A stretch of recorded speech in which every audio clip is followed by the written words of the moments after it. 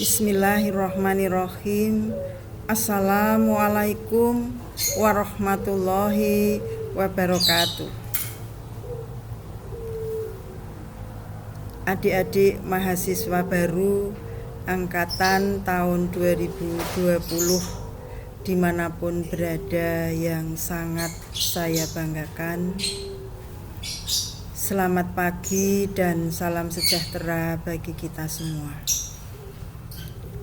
Adik-adik, terlebih dahulu marilah kita memanjatkan puji dan syukur kehadirat Tuhan Yang Maha Esa yang telah memberikan rahmat, taufik dan hidayahnya kepada kita semua, sehingga pada pagi hari yang cerah ini kita masih diberi kesempatan untuk dapat berkumpul walaupun dengan online ya, dalam rangka mengikuti pelatihan soft skill dengan materi pembinaan prestasi kesejahteraan dan minat khusus. Adik-adik perlu dipahami bahwa kemampuan di bidang soft skill itu sangat berperanan penting di dalam pengembangan karir kalian ke depan. Oleh karena itu, saya berpesan, ikuti pelatihan soft skill dengan baik, ikuti pelatihan soft skill dengan disiplin, agar kelak kalian memiliki kemampuan yang utuh, baik kemampuan di bidang akademik yang bisa dilihat dari indeks prestasi yang tinggi maupun kemampuan di bidang non-akademik memiliki kemampuan soft skill yang sangat baik. Nah, adik-adik, nampaknya sudah terlihat bahwa adik-adik dalam mengikuti pelatihan soft skill nampaknya sudah serius. Hal ini dapat dilihat bahwa banyaknya pertanyaan yang muncul dari adik-adik yang kemudian diringkas menjadi 5 pertanyaan yang bobotnya luar biasa. Ini sangat-sangat sesuai dengan materi yang ada di dalam pelatihan soft skill. Oleh karena itu, saya akan berusaha menjawab pertanyaan yang adik-adik lontarkan dengan seoptimal mungkin ya, agar adik-adik memperoleh kejelasan terkait dengan bagaimana pembinaan prestasi bidang kesejahteraan dan minat khusus. Adik-adik mahasiswa yang sangat saya banggakan, ada 5 pertanyaan yang adik-adik lontarkan di dalam pelatihan ini. Yang pertama, dalam video materi tadi, salah satu fasilitas pengembangan kewirausahaan adalah EduBiz UNY. Saya belum begitu mengetahui seputar EduBiz ini. Apakah EduBiz UNY itu? Bagaimana EduBiz ini berperan dalam mengembangkan jiwa wirausaha mahasiswa? Terima kasih. Adik-adik yang sangat saya banggakan, pertanyaan yang pertama ini luar biasa ya. Ternyata adik-adik walaupun belum pernah melihat EduBiz, ternyata adik-adik sudah bisa merasakan betapa pentingnya EduBiz dalam pengembangan kewirausahaan. Ya, oleh karena itu saya akan sampaikan kepada adik-adik ya, apa itu EduBiz, mengapa EduBiz didirikan. Nah, adik-adik, EduBase itu didirikan karena ide dari Bapak Rektor kita, Bapak Profesor Dr. Sutrisno Wibowo MPD, yang memiliki keinginan untuk menampung, untuk memfasilitasi produk-produk kreatif yang dihasilkan oleh Civitas Akademika UNY. Mahasiswa, dosen, karyawan, maupun binaan UNY untuk difasilitasi bagaimana memasarkan. Karena selama ini yang menjadi kendala adalah bagaimana memasarkan produk-produk kreatif yang sudah dihasilkan oleh mahasiswa maupun dosen maupun binaan. Oleh karena itu, kami merancang satu stand yang digunakan untuk memfasilitasi pemasaran produk kreatif UNY, yaitu kita beri nama EduBase ya. EduBase itu sebetulnya hanya istilah umumnya gitu yang mudah dipahami. Base itu dari bisnis, edu adalah dari pendidikan. Ya. Jadi bisnis di dalam bidang pendidikan. Produknya yang dijual harus produk Civitas Akademika dan produk yang kreatif, ya, yang ada nuansa kreativitasnya. Nah, EduBase ini tempatnya terletak di Plaza UNY. Ya. Adik-adik barangkali sudah melihat videonya bahwa UNY memiliki plaza yang diberi nama Plaza UNY. Sebetulnya Plaza UNY itu gedung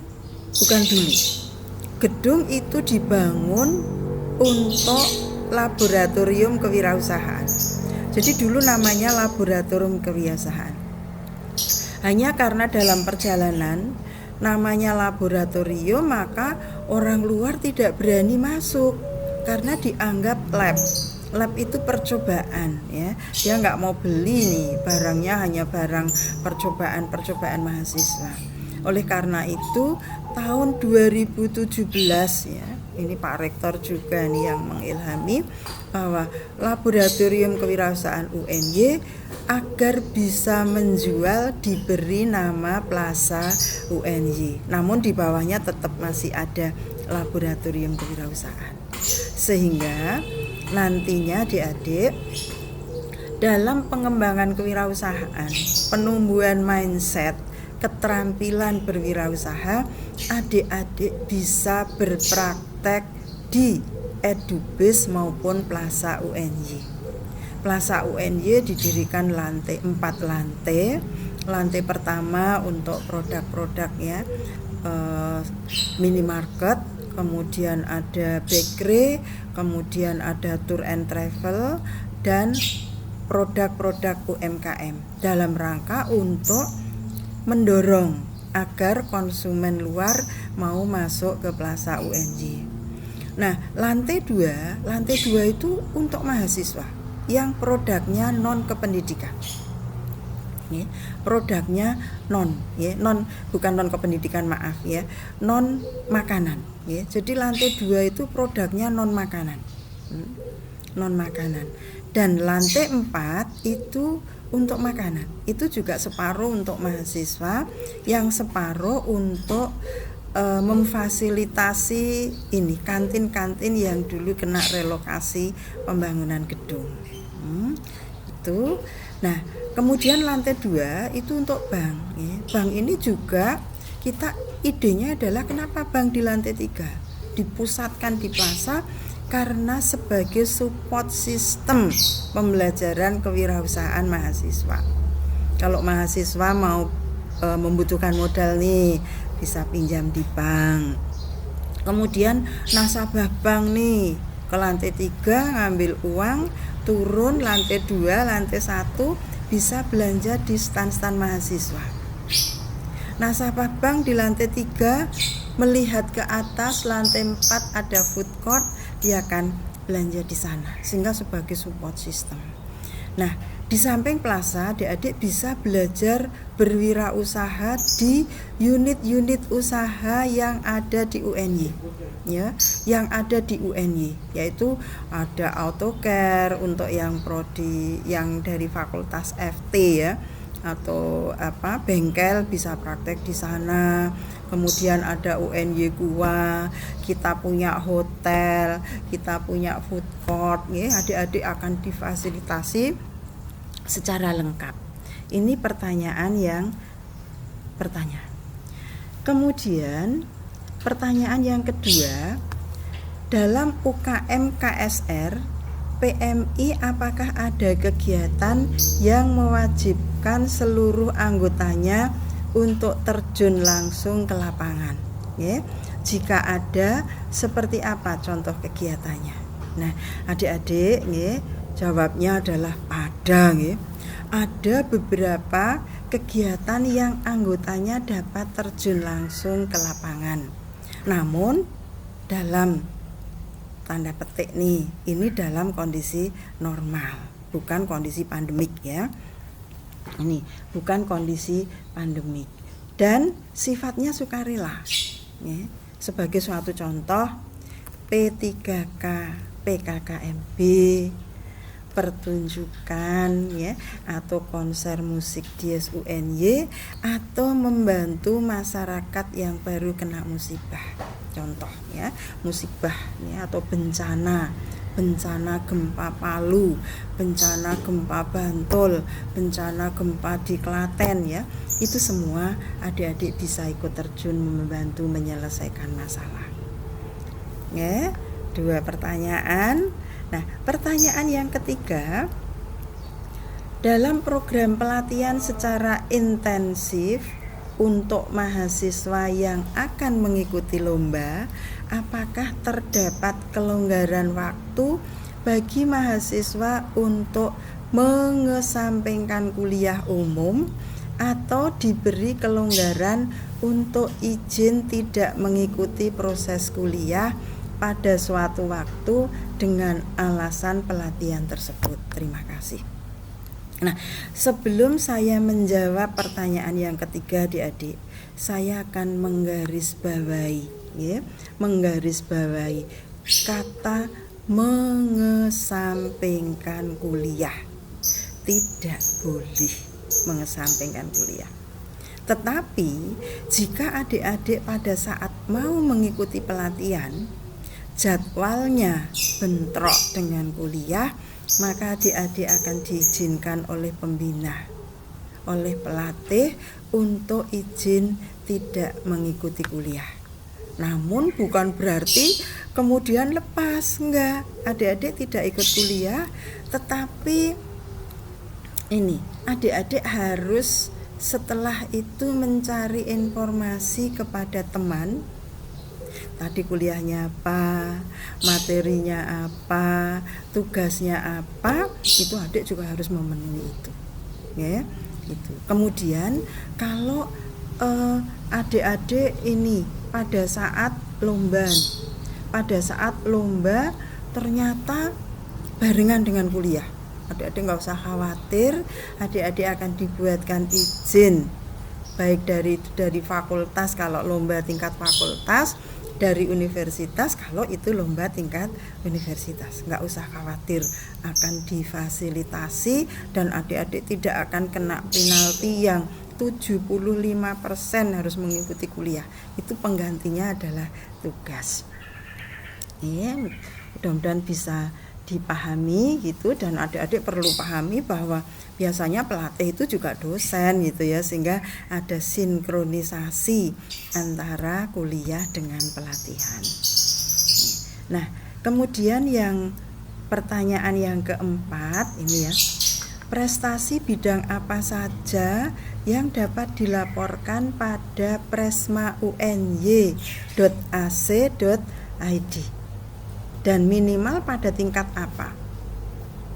Nah, banyak ya adik-adik prestasi yang bisa dilaporkan ke Presma UNY, ya, antara lain prestasi bidang penalaran, prestasi bidang seni, prestasi bidang olahraga, prestasi yang sekarang kita diskusikan, bidang kesejahteraan dan minat khusus, itu semua bisa dimasukkan di Presma UNY.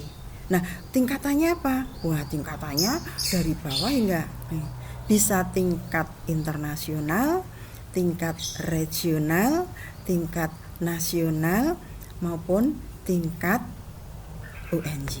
Ini paling rendah ya tingkat UNY ya. Oke. Ini kemudian pertanyaan yang terakhir adik-adik ya. Apa saja bentuk penghargaan dari UNY kepada mahasiswa berprestasi? Nah, ini yang menyenangkan. Adik-adik nggak usah khawatir ya. Banyak penghargaan yang diberikan oleh UNY. Ini yang pertama dalam bentuk sertifikat, ya, adik-adik akan punya sertifikat menjadi juara 1 ya, lomba mobil listrik di Jepang, nah misalnya ya, dapat sertifikat kemudian dapat medali ya, yang ini yang dibanggakan ya, dapat medali dan adik-adik yang terakhir ya, adik-adik juga ya, ada beberapa lomba yang bisa mendapatkan uang pembinaan ya. Di samping uang pembinaan, tahun kemarin apa ya, yang dapat emas itu malah bisa ikut seminar di luar negeri, bisa jalan-jalan ya. Adik-adik luar biasa, mari berjuang untuk mengikuti UKM ya, UKM yang diselenggarakan oleh UNY, sehingga adik-adik bisa memperoleh prestasi, kalau bisa sampai prestasi tingkat internasional. Nah adik-adik, demikianlah jawaban kami dari 5 pertanyaan rangkuman ya. Sebetulnya pertanyaannya banyak, tapi dirangkum menjadi 5 pertanyaan ya. 5 pertanyaan itu mudah-mudahan apa yang kami sampaikan bisa dipahami, menjadi lebih gamblang bagaimana fasilitas pada pembinaan prestasi bidang kesejahteraan dan minat khusus. Pesan saya yang terakhir adik-adik, nah saat adik-adik sudah memahami UKM, masing-masing UKM, karakteristiknya, bagaimana cara mendaftarnya, dan adik-adik sudah selesai pelatihan soft skill, diharapkan adik-adik segera mendaftar ya, UKM mana yang diminati. Bisa UKM olahraga yang memang punya bakat olahraga, bisa UKM pramuka, bisa UKM Menba, bisa UKM kesejahteraan, bisa UKM bidang kewirausahaan. Nah, Bu Endang berjanji nih, jika adik-adik mengambil UKM kewirausahaan, kami, Bu Endang beserta tim, akan memfasilitasi pendampingan adik-adik dengan gratis.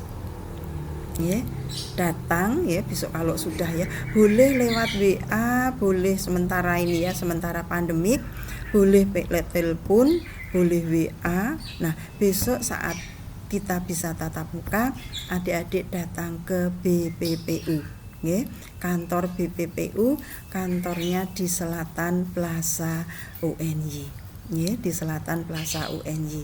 BPPU itu apa? BPPU adalah Badan Pengelolaan dan Pengembangan Usaha. Kebetulan Bu Endang diberi amanah untuk mengelola unit-unit usaha yang ada di UNY. Ya, adik-adik kalau sudah ke UNY jangan lupa beli UNY. Kalau UNY punya, saya harus beli ke UNY. Jangan sampai kita beli di tempat lain ya, kita nggak akan bisa berkembang ya. Beli tiket di UNY, beli air mineral di UNY. Orang tua datang nginep di hotel UNY, ada kegiatan di hotel UNY, mau mencetakkan di penerbitan UNY, mau beli ya, mau beli buku di UNY ya, semua UNY kita punya, sampai beli kue aja bisa di UNY ya. Adik-adik, demikianlah jawaban kami. mudah-mudahan ya, mudah-mudahan apa yang saya sampaikan ini menjadi adik-adik menjadi lebih paham, lebih plong terkait dengan pembinaan prestasi bidang kesejahteraan dan minat khusus. Nggih, ada kurangnya Bu Endang mohon maaf. Wabillahi taufik walhidayah. Wassalamualaikum warahmatullahi wabarakatuh.